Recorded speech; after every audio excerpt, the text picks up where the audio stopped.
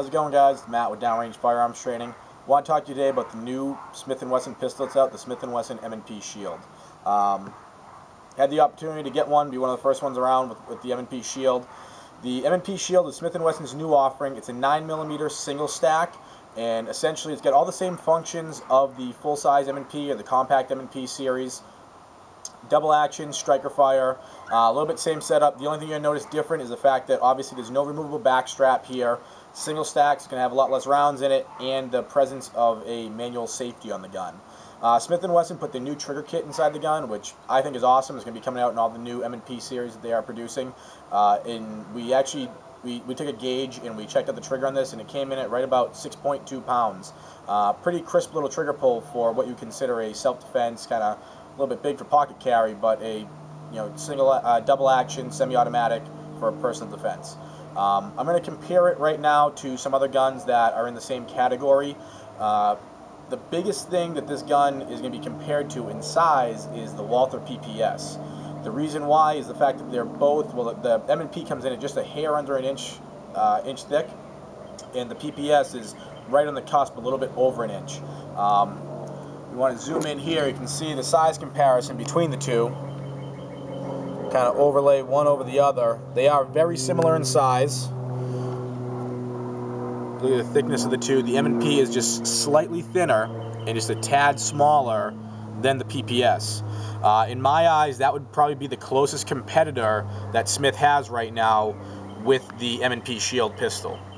Another gun that comes kind of close in size would be the Ruger LC9. The LC9 is a little bit smaller. Some other guns that would come close to size are obviously the Bodyguard. Essentially what Smith did is they kind of beefed up the Bodyguard, put it in a 9mm bigger M&P frame. You know, same presence of a manual safety right there, just obviously no laser, and made the Bodyguard have a big brother essentially, and that would be the M&P SHIELD. Another gun in the same size category would be the Car PM9. Car's a little bit smaller. I do like to carry the Car during the summer because it is definitely a little bit smaller gun, a little bit easier to conceal. The downfall of the Car is the fact it's got a really small grip. So you're almost going to kind of get a cup and saucer grip on the gun when you're firing it because of the fact that the grip is so small on it. So not exactly that comfortable to fire. Compared with the M&P Compact, I'll actually close the slide in this one.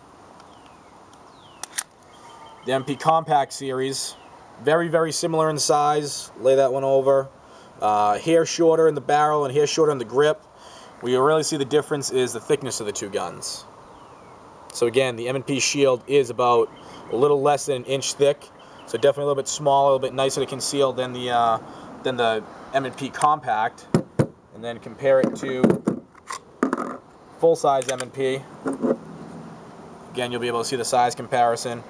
My custom business end customs M&P to the SHIELD.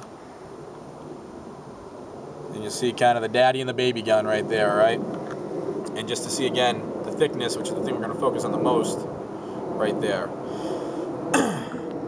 The SHIELD comes with 2 magazines, one 8-round magazine with a little pinky extension on it. This is the magazine that I've been carrying in the gun. It does make the gun a little bit more comfortable in my hand. The 7-round magazine is a flush cut mag, sits right inside there. My pinky finger kind of hangs off. So I really doubt I'd ever use that. Maybe if I want to go kind of deep concealment, but it is a little small for me. Doesn't really give me a good grip on the gun. Some of the features of the gun, again, it's got the new kind of much sweeter trigger that the M&P's put in all the new pistols. The hinge trigger that you're going to see in all the M&P's. The 2 downfalls I do see with the gun are the presence of the manual safety. I'm not a big fan of safeties on defensive pistols. A lot of people think that safeties on a pistol make that gun inherently more safe. That's not the case. If anybody remembers what happened in 2009 with Walther and the PPK line, the PPKS's, Walther recalled, I'm pretty sure, close to 100,000 pistols because when you turn the safety on, the gun actually fired. A safety can actually also be a hindrance too during a dynamic critical incident, because one of the body's 6 natural reactions is the shunting of blood away from your extremities and therefore cutting down on loss of fine motor skill. So this safety that you can flick on and off all day long at the range, when you have to pull this gun from concealment under stress, with that loss of fine motor skills, it's going to be kind of tough to do. The only other downfall of the gun is the, I guess you could say, kind of sloped sights on the gun.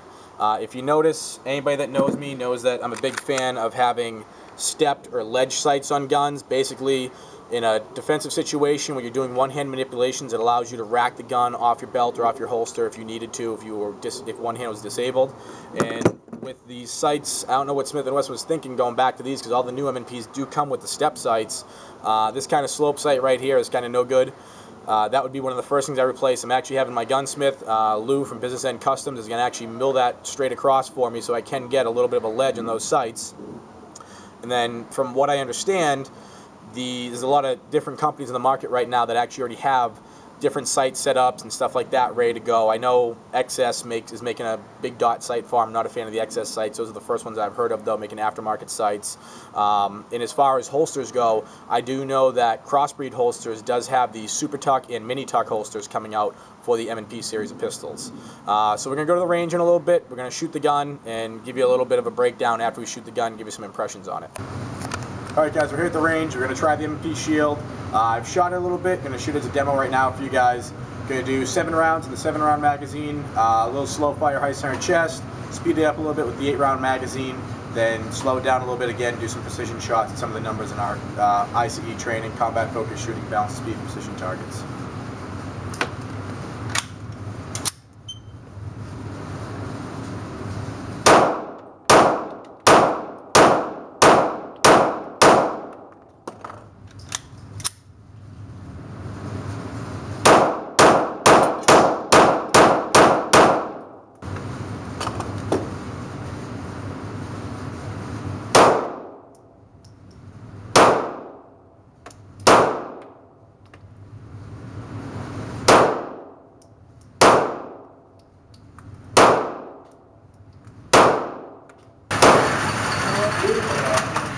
Alright guys, so just to recap, we were shooting at 21 feet, once with the 8-round magazine, once with the 7-round magazine, pretty fast, the high center chest. Then as you can see right there, we slowed it down for a little balance of speed and precision shooting. 8 rounds, pretty decent grouping from 21 feet into 4 with the 3 1/8 inch barrel, the Smith and Wesson M&P SHIELD 9mm. I'm pretty impressed with the accuracy and the recoil, how it handles the recoil, and just the overall performance of the gun right now. Hey guys, thanks for tuning in. Hope you enjoyed the video. For more informative videos on the M&P SHIELD and some other pistols we're going to be trying out, visit us on the web, www.drftraining.com. Find us on Facebook. As always, subscribe to our videos. I'm probably going to post another video once I get the sight work done and hopefully get the safety removed by my good friend Lou over at Business End Customs. And I'll give you guys a review of the either Mini Tuck or the Super Tuck holster that Crossbreed Holsters is coming out with the gun, coming out for the gun. Their website is www.crossbreedholsters.com. Always remember, only hits count.